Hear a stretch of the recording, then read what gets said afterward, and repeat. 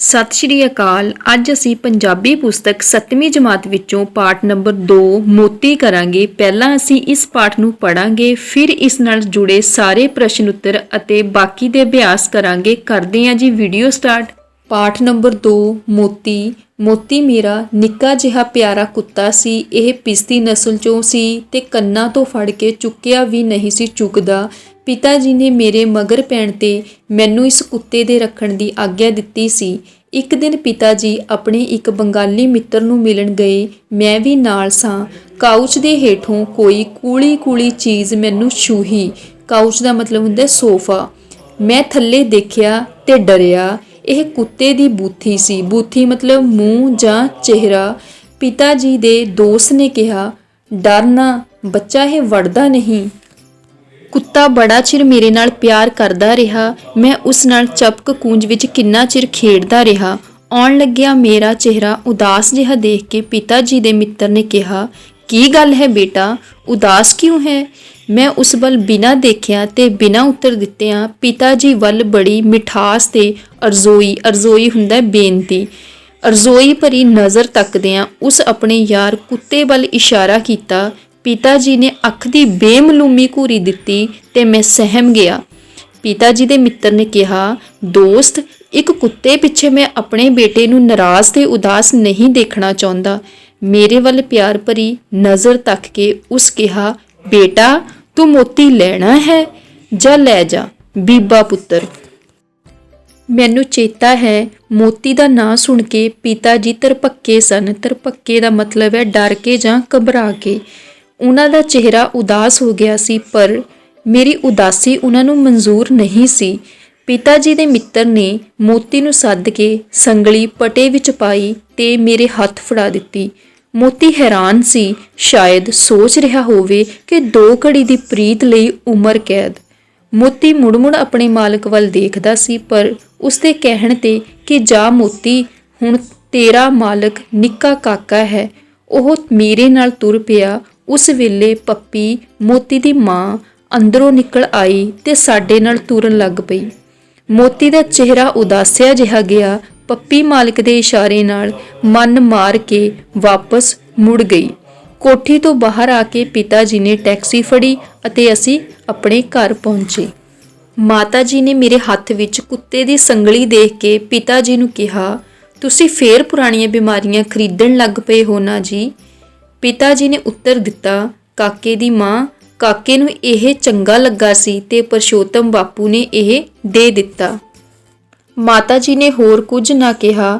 ਕਿੰਨਾ ਚਿਰ ਮੋਤੀ ਅਫਸੋਸਿਆ ਰਿਹਾ। ਅਫਸੋਸਿਆ ਮਤਲਬ ਉਦਾਸ ਰਿਹਾ। ਉਹ ਕੁਝ ਨਹੀਂ ਸੀ ਖਾਂਦਾ। ਦੁੱਧ ਦਾ ਪਿਆਲਾ ਸਵੇਰ ਤੋਂ ਸ਼ਾਮ ਤੱਕ ਪਿਆ ਰਹਿੰਦਾ ਸੀ। ਪਿਤਾ ਜੀ ਦੀਆਂ ਅੱਖਾਂ ਵਿੱਚ ਵੀ ਕੋਈ ਖੁਸ਼ੀ ਨਹੀਂ ਸੀ ਨਜ਼ਰ ਆਉਂਦੀ। ਮੈਂ ਪਿਤਾ ਜੀ ਨੂੰ ਇੱਕ ਦਿਨ ਇਹ ਕੁੱਤਾ ਮੋੜ ਆਉਣ ਲਈ ਕਿਹਾ, ਪਰ ਪਿਤਾ ਜੀ ਨਾ ਮੰਨੇ, ਸਗੋਂ ਉਹ ਉੱਠ ਕੇ ਮੋਤੀ ਨੂੰ ਪਿਆਰ ਕਰਨ ਲੱਗ ਪਏ। ਮੋਤੀ ਪਿਤਾ ਜੀ ਦੇ ਹੱਥਾਂ ਨੂੰ ਚੱਟਣ ਲੱਗ ਪਿਆ। ਪਿਤਾ ਜੀ ਨੇ ਨੌਕਰਾਣੀ ਨੂੰ ਤਾਜ਼ਾ ਦੁੱਧ ਪਿਆਉਣ ਦਾ ਹੁਕਮ ਦਿੱਤਾ। ਜਦ ਪਿਤਾ ਜੀ ਨੇ ਮੋਤੀ ਨੂੰ ਦੁੱਧ ਪਿਆਇਆ ਤਾਂ ਉਹ ਅੱਧਾ ਪਚੱਧਾ ਪੀ ਗਿਆ। ਉਸ ਦਿਨ ਤੋਂ ਮੋਤੀ ਫੇਰ ਮੇਰੇ ਨਾਲ ਖੇਡਣ ਲੱਗ ਪਿਆ। ਹੌਲੀ-ਹੌਲੀ ਉਸ ਦੀ ਸੰਗਲੀ ਖੋਲੀ ਜਾਣ ਲੱਗ ਪਈ ਤੇ ਉਹ ਘਰ ਦਾ ਵਿਸ਼ਵਾਸੀ ਬਣ ਗਿਆ। ਜਦੋਂ ਕਦੇ ਉਹ ਮੇਰੇ ਸਕੂਲ ਜਾਣ ਦੇ ਸਮੇਂ ਖੁੱਲ੍ਹਾ ਹੁੰਦਾ, ਉਹ ਮੇਰੇ ਮਗਰ ਦੱਬੇ ਪੈਰੀ ਤੁਰ ਪੈਂਦਾ ਸੀ ਤੇ ਮੈਨੂੰ ਉਦੋਂ ਹੀ ਪਤਾ ਲੱਗਣ ਦਿੰਦਾ ਸੀ ਜਦੋਂ ਮੈਂ ਜਮਾਤ ਦੇ ਕਮਰੇ ਵਿੱਚ ਦਾਖਲ ਹੋਵਾਂ। ਮੇਰੇ ਜਮਾਤੀ ਨਿੱਕੇ ਜਿਹੇ ਕੁੱਤੇ ਨੂੰ ਦੇਖ ਕੇ ਬੜੇ ਖੁਸ਼ ਹੁੰਦੇ ਸਨ ਤੇ ਉਸ ਨਾਲ ਪਿਆਰ ਕਰਦੇ ਸਨ। ਜੇ ਉਹ ਕਿਸੇ ਦਾ ਮੂੰਹ ਚੱਟ ਲੈਂਦਾ ਸੀ ਤਾਂ ਉਸ ਨੂੰ ਨਲਕੇ ਤੋਂ ਮੂੰਹ ਧੋਣਾ ਪੈਂਦਾ ਸੀ। ਗੇਂਦ ਨਾਲ ਖੇਡਦੇ ਮੁੰਡਿਆਂ ਦੀ ਗੇਂਦ ਨੂੰ ਮੂੰਹ ਵਿੱਚ ਲੈ ਕੇ ਨੱਸ ਉੱਠਦਾ ਸੀ ਮਤਲਬ ਭੱਜ ਜਾਂਦਾ ਸੀ ਤੇ ਗੇਂਦ ਮੇਰੇ ਹੱਥ ਵਿੱਚ ਫੜਾ ਕੇ ਹੀ ਸਾਹ ਲੈਂਦਾ ਸੀ। ਇੱਕ ਦਿਨ ਸਾਡੇ ਮਾਸਟਰ ਜੀ ਕੁੱਤੇ ਨੂੰ ਜਮਾਤ ਵਿੱਚ ਦੇਖ ਕੇ ਬੜੇ ਗੁੱਸੇ ਵਿੱਚ ਆਏ ਤੇ ਉਸ ਨੂੰ ਰੂਲ ਲੈ ਕੇ ਮਾਰਨ ਦੌੜੇ। ਰੂਲ ਮਤਲਬ ਡੰਡਾ। ਮੋਤੀ ਕੋਈ ਉਹਨਾਂ ਦਾ ਵਿਦਿਆਰਥੀ ਥੋੜਾ ਸੀ ਜੋ ਉਹਨਾਂ ਦਾ ਰੋਬ ਚੱਲ ਲੈਂਦਾ। ਉਸ ਨੇ ਵੱਧ ਕੇ ਇੱਕ ਘੁਰਕੀ ਸੁਣਾਈ ਤੇ ਨਾਲ ਹੀ ਚਿੱਟੇ ਦੁੱਧ ਦੰਦ ਦਿਖਾਏ। ਫਿਰ ਉਹ ਮੇਰੇ ਬੈਂਚ ਹੇਠਾਂ ਵੜ ਕੇ ਬਹਿ ਗਿਆ। ਤਾਂ ਇਹ ਕੁੱਤਾ ਤੇਰਾ ਹੈ? ਮਾਸਟਰ ਜੀ ਨੇ ਹਿੰਦੀ ਦੇ ਸ਼ਬਦਾਂ ਨੂੰ ਇਵੇਂ ਲਮਕਾਉਂਦਿਆਂ ਪੁੱਛਿਆ ਜਿਵੇਂ ਉਹ ਕੁੱਤੇ ਤੋਂ ਡਰਦੇ ਹੀ ਨਹੀਂ ਸਨ। ਮੈਂ ਡਰਦਿਆਂ ਮਾਸਟਰ ਜੀ ਨੂੰ ਕਿਹਾ, ਇਹ ਕੁੱਤਾ ਮੇਰਾ ਹੀ ਹੈ। ਉਹਨਾਂ ਉਸੇ ਵੇਲੇ ਹੁਕਮ ਦਿੱਤਾ ਕਿ ਮੈਂ ਮੋਤੀ ਨੂੰ ਘਰ ਛੱਡ ਕੇ ਆਵਾਂ। ਮੈਨੂੰ ਉਸ ਦਿਨ 1 ਘੰਟੇ ਦੀ ਛੁੱਟੀ ਮਿਲ ਗਈ ਸੀ। ਮੈਂ ਬੜਾ ਖੁਸ਼ ਸਾਂ, ਪਰ ਕੀ ਪਤਾ ਸੀ ਕਿ ਮਾਸਟਰ ਸਾਹਿਬ ਨੇ ਮੁੜਦਿਆਂ ਸਾਰ ਸੇਵੀਆਂ ਦਾ ਸਵਾਦ ਚਖਾਉਣਾ ਹੈ। ਸੇਵੀਆਂ ਦਾ ਸਵਾਦ ਚਖਾਉਣ ਦਾ ਮਤਲਬ ਹੈ ਕਿ ਚਪੇੜਾਂ ਮਾਰਨੀਆਂ। ਇਹ ਮਾਸਟਰ ਜੀ ਚਪੇੜਾਂ ਮਾਰਨ ਨੂੰ ਸੇਵੀਆਂ ਦਾ ਸਵਾਦ ਆਖਦੇ ਹਨ। ਘਰ ਜਾ ਕੇ ਮੈਂ ਚਪੇੜਾਂ ਦੀ ਕਹਾਣੀ ਮਾਂ ਨੂੰ ਸੁਣਾਈ, ਪਰ ਮਾਤਾ ਜੀ ਕੋਲੋਂ ਮੈਨੂੰ ਮੋਤੀ ਬਹੁਤਾ ਗੌਰ ਨਾਲ ਸੁਣਦਾ ਦਿਖਾਈ ਦਿੰਦਾ ਸੀ। ਮੈਂ ਉਸ ਉਂਗਲ ਕਰਕੇ ਉਸ ਵੱਲ ਇਸ਼ਾਰਾ ਕਰਦਿਆਂ ਕਹਿ ਹੀ ਰਿਹਾ ਸਾਂ, ਅੱਛਾ ਬੱਚੂ, ਮੈਨੂੰ ਮਾਰ ਪਵਾਈ, ਕਿ ਉਹ ਮੇਰੇ ਕੋਲ ਆ ਕੇ ਲੇਟ ਗਿਆ ਤੇ ਪੂੰਛ ਹਿਲਾ ਕੇ ਆਪਣੀ ਬੋਲੀ ਬੋਲਣ ਲੱਗ ਪਿਆ। ਖਬਰੇ ਉਹ ਮੈਨੂੰ ਕਹਿ ਰਿਹਾ ਸੀ ਕਿ ਮਿੱਤਰ, ਆਪਣੇ ਵੰਡੇ ਦਾ ਮੈਨੂੰ ਮਾਰ ਲੈ। ਉਸ ਤੋਂ ਮਗਰੋਂ ਉਸਨੇ ਸਕੂਲ ਜਾਣ ਦੀ 1 ਵਾਰ ਕੋਸ਼ਿਸ਼ ਕੀਤੀ। ਮੈਨੂੰ ਉਦੋਂ ਹੀ ਪਤਾ ਲੱਗਾ ਜਦੋਂ ਅੱਧੀ ਛੁੱਟੀ ਵੇਲੇ ਮੈਂ ਬਾਹਰ ਨਿਕਲਿਆ। ਉਹ ਸਕੂਲ ਦੇ ਬੂਹੇ ਲਾਗੇ ਮੇਰੀ ਉਡੀਕ ਕਰ ਰਿਹਾ ਸੀ। ਮੈਂ ਗੁੱਸੇ ਵਿੱਚ ਆ ਕੇ ਕਿਹਾ, ਨੱਠ ਜਾ ਮੋਤੀ, ਨਹੀਂ ਤੇ ਮੈਂ ਮਾਰਾਂਗਾ।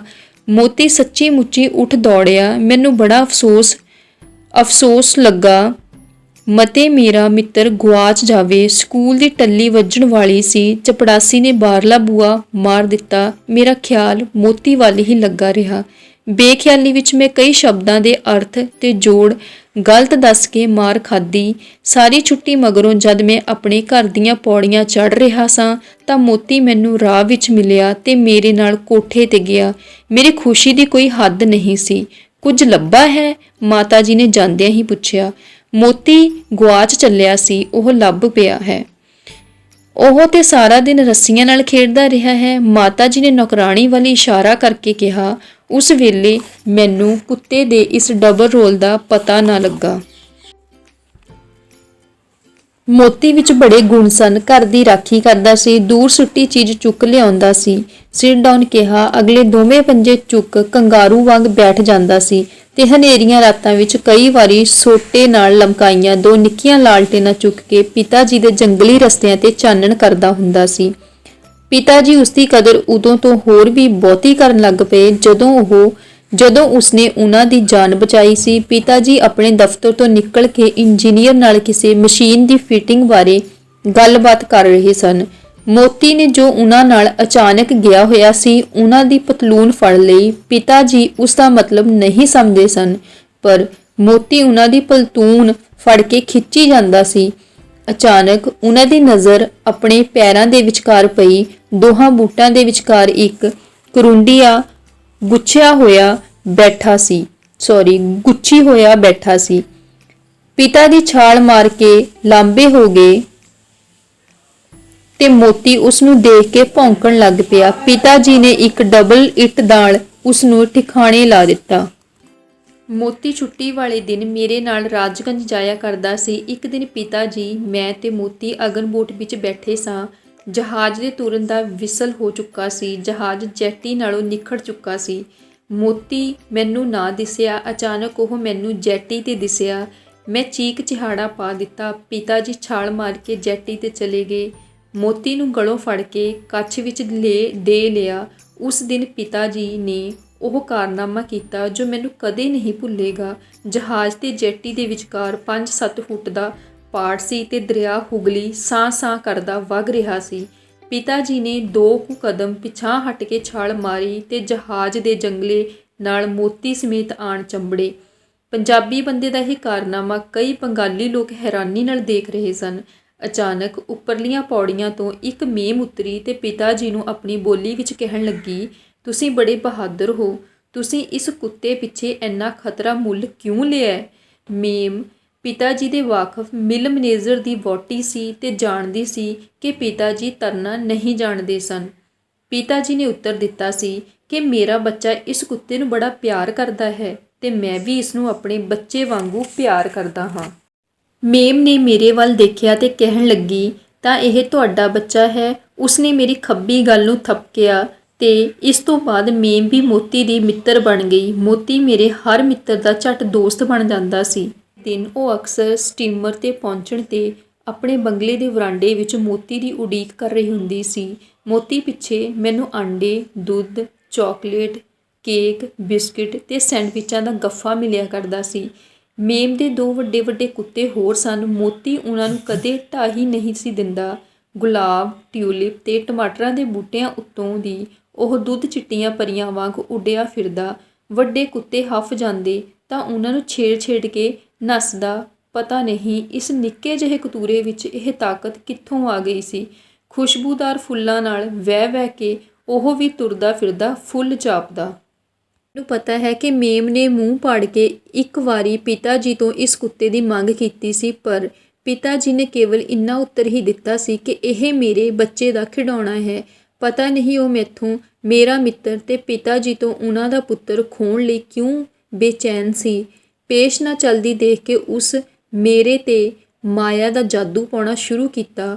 ਨੋਟ ਦਿਖਾਏ, ਚਮਕਦੇ ਟਣਕਦੇ ਰੁਪਈਆਂ ਦੀ ਢੇਰੀ ਲਾ ਦਿੱਤੀ। ਪਰ ਜਾਂ ਤਾਂ ਮੈਨੂੰ ਰੁਪਈਆਂ ਦੀ ਕੀਮਤ ਦਾ ਪਤਾ ਨਹੀਂ ਸੀ, ਜਾਂ ਬਚਪਨ ਦਾ ਉਹ ਸਮਾਂ ਸੀ ਜਦੋਂ ਯਾਰ ਰੁਪਈਆਂ ਪਿੱਛੇ ਨਹੀਂ ਸੀ ਵੇਚੇ ਜਾਂਦੇ। ਮੈਂ ਸਾਫ਼ ਨਾ ਕਰ ਦਿੱਤੀ। ਢੇਰ ਚਿਰ ਪਿੱਛੋਂ ਸਾਡੇ ਦਿਨ ਪੁੱਠੇ ਹੋ ਚੁੱਕੇ ਸਨ। ਪਿਤਾ ਜੀ ਅਸਾਮ ਤੋਂ ਬਿਮਾਰ ਹੋ ਕੇ ਆਏ ਸਨ। ਉਹਨਾਂ ਦੀ ਆਖਰੀ ਚਾਹ ਵਤਨ ਮੁੜਨ ਦੀ ਸੀ। ਅਸਾਂ ਪੰਜਾਬ ਆਉਣ ਦੀ ਤਿਆਰੀ ਕੀਤੀ। ਸਮਾਨ, ਮਕਾਨ ਸਭ ਮਾਤਾ ਜੀ ਨੇ ਵੇਚ ਕੇ ਉਧਾਰ ਮੁਕਾ ਦਿੱਤੇ ਸਨ। ਟੈਕਸੀ ਤਿਆਰ ਸੀ।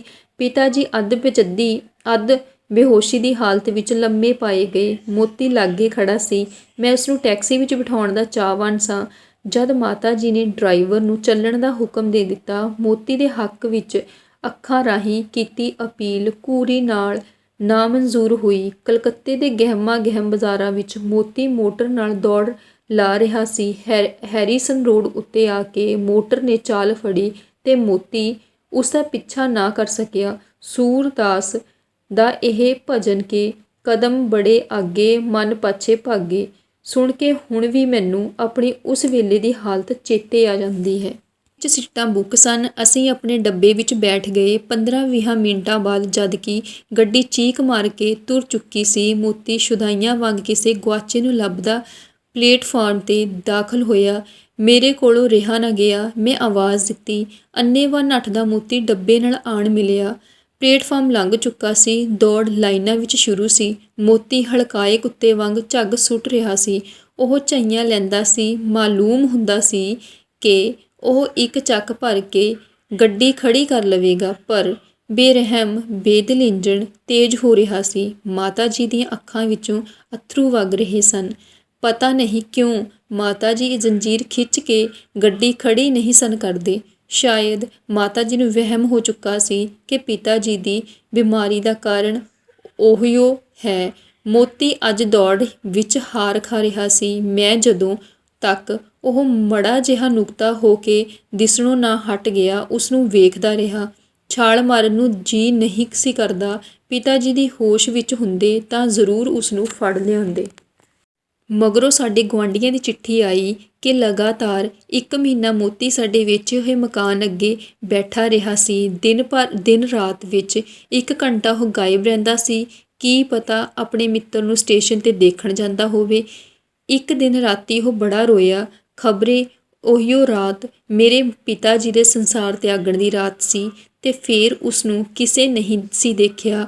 ਹੁਣ ਵੀ ਮੋਤੀ ਦਾ ਖਿਆਲ ਮੈਨੂੰ ਬੰਗਾਲ ਵੱਲ ਖਿੱਚਦਾ ਰਹਿੰਦਾ ਹੈ। ਹੁਣ ਆਪਾਂ ਇਸ ਪਾਠ ਦੀ ਅਭਿਆਸ ਕਰਾਂਗੇ। ਪ੍ਰਸ਼ਨ ਊੜਾ, ਇਸ ਕਹਾਣੀ ਵਿਚਲੇ ਲੜਕੇ ਨੂੰ ਮੋਤੀ ਕਿੱਥੋਂ ਤੇ ਕਿਵੇਂ ਮਿਲਿਆ?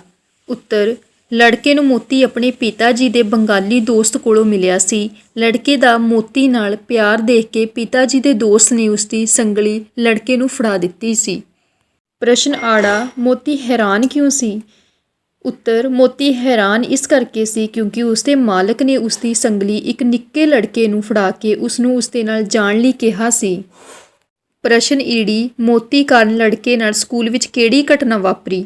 ਉੱਤਰ, ਸਕੂਲ ਵਿੱਚ ਮੋਤੀ ਵੱਲੋਂ ਮਾਸਟਰ ਜੀ ਨੂੰ ਘੂਰਨ ਕਾਰਨ ਲੜਕੇ ਨੂੰ ਉਹਨਾਂ ਕੋਲੋਂ ਚਪੇੜਾਂ ਖਾਣੀਆਂ ਪਈਆਂ, ਜਿਸ ਨੂੰ ਮਾਸਟਰ ਜੀ ਸੇਵੀਆਂ ਦਾ ਸਵਾਦ ਕਹਿੰਦੇ ਸਨ। ਪ੍ਰਸ਼ਨ ਸੱਸਾ, ਮੋਤੀ ਵਿੱਚ ਕਿਹੜੇ ਗੁਣ ਸਨ? ਉੱਤਰ, ਮੋਤੀ ਵਿੱਚ ਬਹੁਤ ਸਾਰੇ ਗੁਣ ਸਨ। ਉਹ ਘਰ ਦੀ ਰਾਖੀ ਕਰਦਾ ਸੀ, ਦੂਰ ਸੁੱਟੀ ਚੀਜ਼ ਚੁੱਕ ਲਿਆਉਂਦਾ ਸੀ, ਸਿਟ ਡਾਊਨ ਕਹਿਣ ਤੇ ਉੱਤੇ ਬੈਠ ਜਾਂਦਾ ਸੀ। ਉਹ ਵਫਾਦਾਰ ਹੋਣ ਦੇ ਨਾਲ ਘਰ ਦੇ ਕੰਮਾਂ ਵਿੱਚ ਮਦਦ ਕਰਦਾ ਸੀ। ਪ੍ਰਸ਼ਨ ਹਾਹਾ, ਲੜਕੇ ਨੂੰ ਮੇਮ ਵੱਲੋਂ ਕਿਹੜੀਆਂ ਚੀਜ਼ਾਂ ਦੇ ਗੱਫੇ ਮਿਲਦੇ ਸਨ ਤੇ ਕਿਉਂ? ਉੱਤਰ, ਲੜਕੇ ਨੂੰ ਮੇਮ ਵੱਲੋਂ ਦੁੱਧ, ਅੰਡੇ, ਕੇਕ, ਬਿਸਕੁਟ ਤੇ ਚਾਕਲੇਟ ਦੇ ਸੈਂਡਵਿਚਾਂ ਦੇ ਗੱਫੇ ਮਿਲਦੇ ਸਨ ਕਿਉਂਕਿ ਉਹ ਉਸ ਕੋਲੋਂ ਮੋਤੀ ਨੂੰ ਲੈਣਾ ਚਾਹੁੰਦੀ ਸੀ। ਪ੍ਰਸ਼ਨ ਕੱਕਾ, ਮੇਮ ਦੀਆਂ ਕਿਆਰੀਆਂ ਵਿੱਚ ਕਿਹੜੇ-ਕਿਹੜੇ ਫੁੱਲ ਖਿੜੇ ਹੋਏ ਸਨ? ਉੱਤਰ, ਮੇਮ ਦੀਆਂ ਕਿਆਰੀਆਂ ਵਿੱਚ ਗੁਲਾਬ ਤੇ ਟਿਊਲਿਪ ਦੇ ਫੁੱਲ ਖਿੜੇ ਹੋਏ ਸਨ। ਪ੍ਰਸ਼ਨ ਖੱਖਾ, ਦੱਸੋ ਮੋਤੀ ਦਾ ਸੁਭਾਅ ਕਿਹੋ ਜਿਹਾ ਸੀ? ਉੱਤਰ, ਮੋਤੀ ਪਿਸਤੀ ਨਸਲ ਦਾ ਬਹੁਤ ਸਿਆਣਾ ਕੁੱਤਾ ਸੀ। ਉਹ ਵਫਾਦਾਰ, ਘਰ ਦਾ ਰਖਵਾਲਾ ਤੇ ਲੜਕੇ ਦਾ ਦੋਸਤ ਸੀ। ਇੱਕ ਵਾਰ ਉਸਨੇ ਲੜਕੇ ਦੇ ਪਿਤਾ ਜੀ ਦੀ ਜਾਨ ਸੱਪ ਕੋਲੋਂ ਬਚਾਈ ਸੀ। ਪ੍ਰਸ਼ਨ ਨੰਬਰ 2, ਔਖੇ ਸ਼ਬਦਾਂ ਦੇ ਅਰਥ।